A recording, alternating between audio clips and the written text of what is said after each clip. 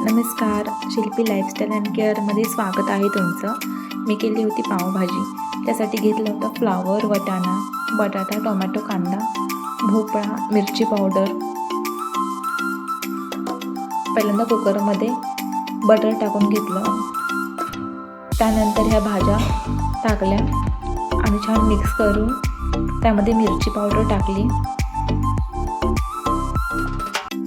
आवश्यकतेनुसार पाणी ओतून झाकण लावून ठेवलं. त्याच्यामध्ये 2 शिट्ट्या सगळ्या भाज्या छान शिजलेल्या होत्या. या सगळ्या भाज्या मी छान स्मॅश करून घेतल्या. भाजीच्या फोडणीसाठी मी गॅसवर कढई ठेवली. त्यामध्ये तूप तेल टाकून कांदा परतायला, टोमॅटो परतायला ठेवले. थोडीशी कोथिंबीर पण टाकली.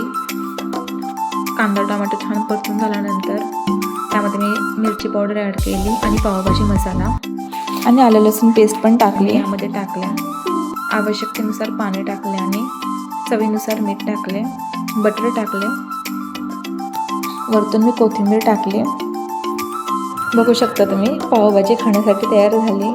खूप छान झाली होती.